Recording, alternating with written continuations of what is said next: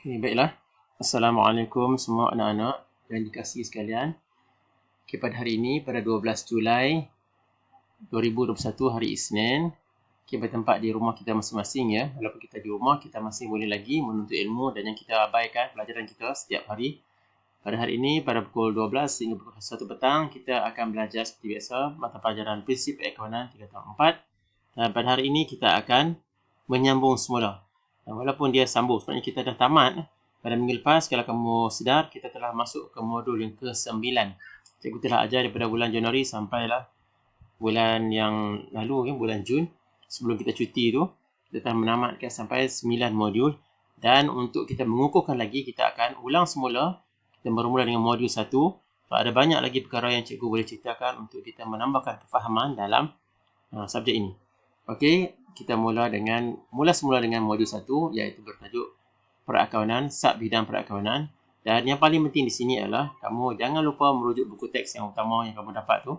Muka surat 1 sehingga 5, muka surat 1 sehingga 5. Dan insya-Allah mudah-mudahan kita akan dapat ilmu yang sebenarnya benar ini. Okey. Apakah yang kita akan belajar? Objektif dia, tujuan utama kita belajar hari ini adalah untuk mencapai beberapa matlamat. Iaitu yang pertama kita akan belajar apakah maksud perakaunan. Kamu lihat sini ya, apakah makna perakaunan? Account.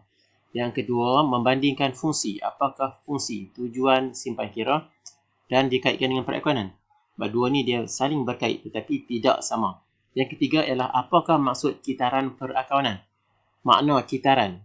Dalam perakaunan kita mesti membuat proses demi proses untuk melengkapkan satu kitaran urutan perakaunan yang sempurna. Okey, yang keempat, kita perlu melakar kitaran perakaunan. Kita akan lakar balik dia punya urutan langkah demi langkah daripada mula-mula kita buat kerja perakaunan sampailah kita menutup kita punya rekod keuangan kita. Terakhir, kita akan terangkan setiap peringkat. Dia ada 8 semuanya, 1, 2, 3 sampai 8.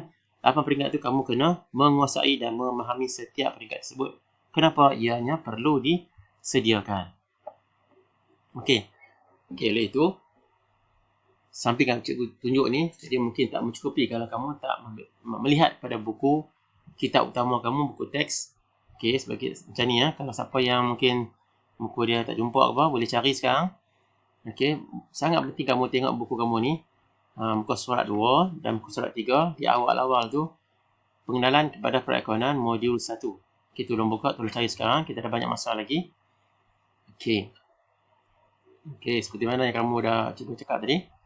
Modul 1, muka surat 2, kamu akan masuk pengenalan. Kita akan berkenalan. Kita akan tahu apakah itu maklumat awal tentang perakaunan. Okey, secara keseluruhannya, perakaunan ini adalah proses, satu langkah demi langkah. Kamu untuk menulis, mencatat, merekodkan semua urusan-urusan keuangan. Dapat duit, simpan duit, perbelanjaan, beli, jual, okay, menggadai, berhutang. Okay, ini semua dipanggil sebagai urusan perniagaan. Dan kita kena rekodkan dengan secara sistematik mengikut peraturan-peraturan keuangan yang diamalkan di seluruh dunia. Okey, seterusnya kita akan masuk 1.11 tadi. Simpan kira dan perakaunan. Kita kaitkan kerana kebanyakan kita orang biasa ni dalam perniagaan, kita berniaga, kita akan membuat, kebanyakan orang akan buat simpan dan kira. Okey. Simpan kira ni bermaksud satu proses. Dia proses juga. Tapi dia sebahagian daripada proses perakaunan.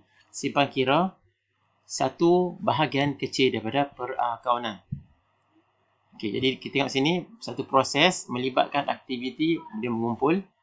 Kita dapat bil, resit, slip bank, cek dia kumpul. Dia susun mengikut urutan, ikut tarikh, ikut masa. Simpan dia dalam file.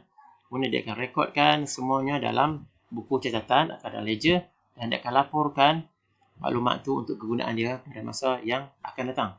Okey, itu simpan kira. Yang kedua, perakaunan. Perakaunan ni dia merangkumi bidang yang lebih luas.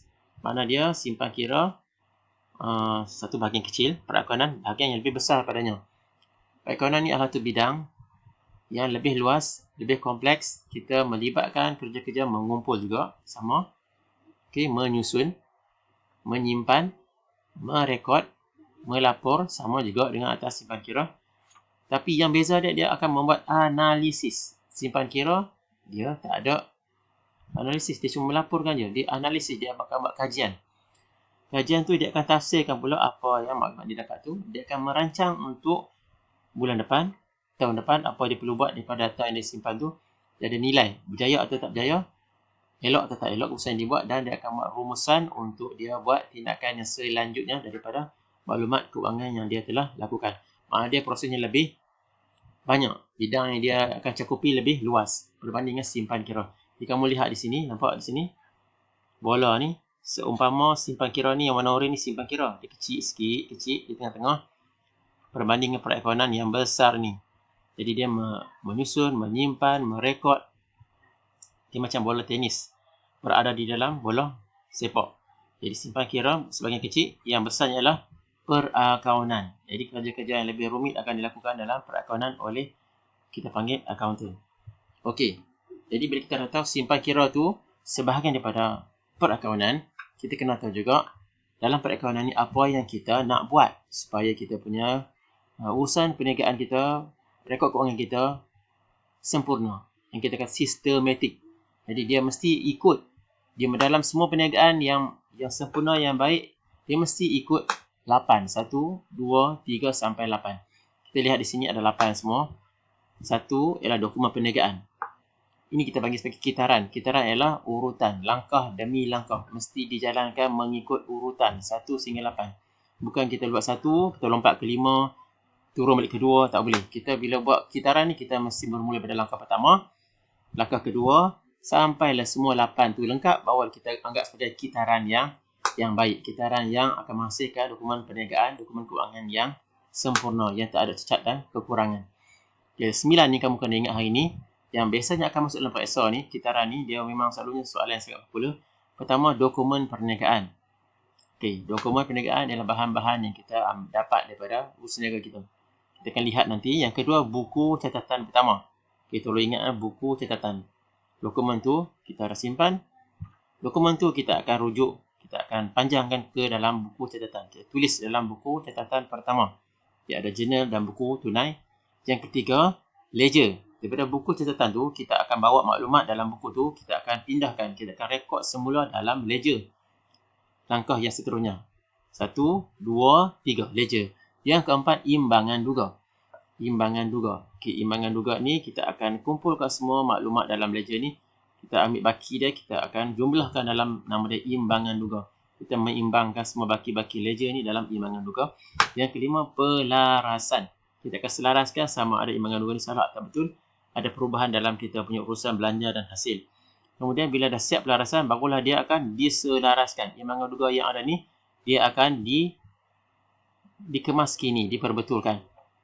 Yang ketujuh, kita buat catatan penutupan.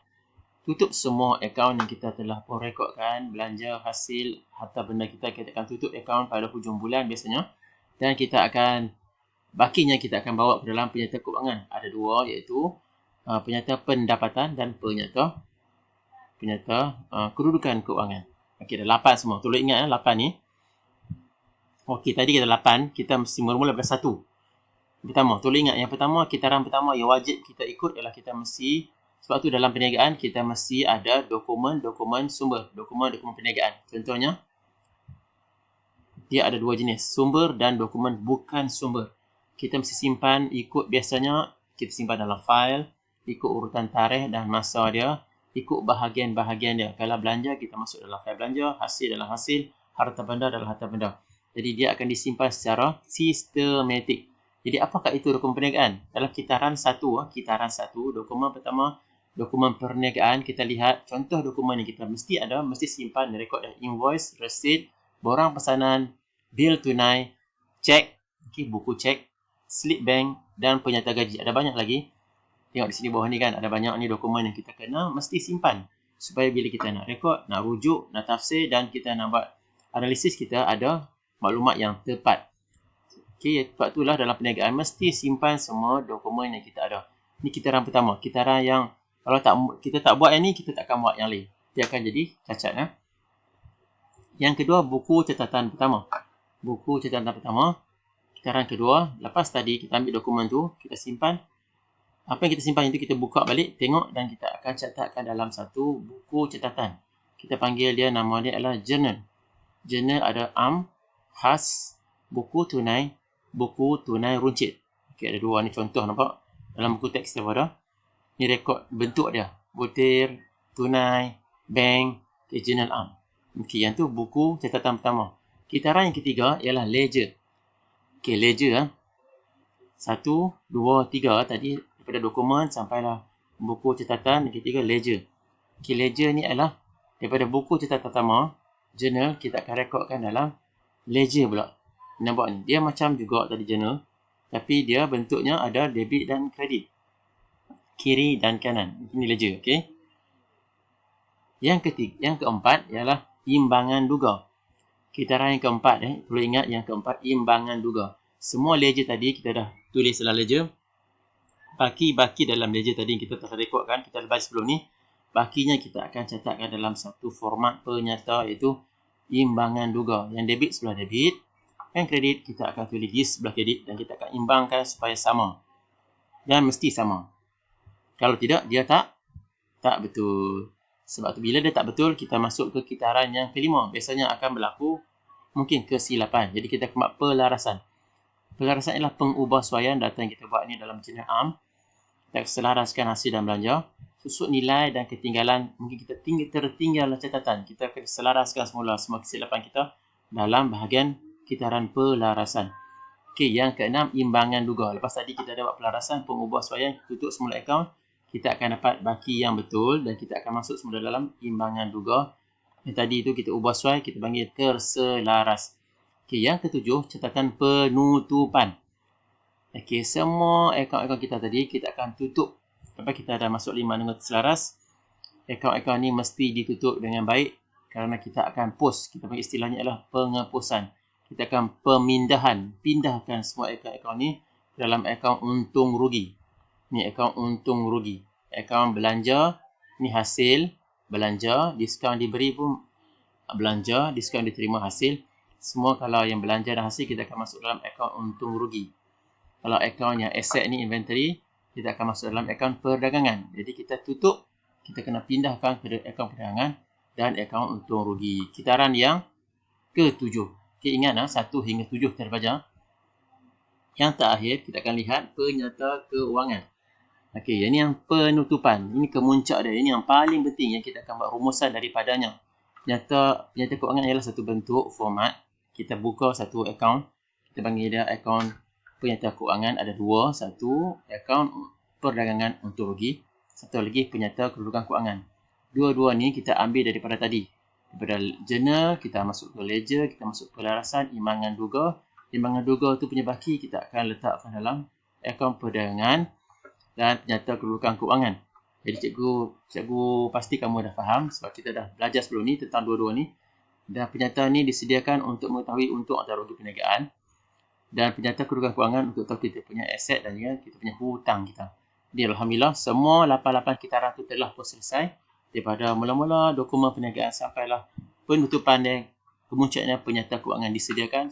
Kita dapat buat rumusan. Barulah tepat kita punya penyata perekodan keuangan.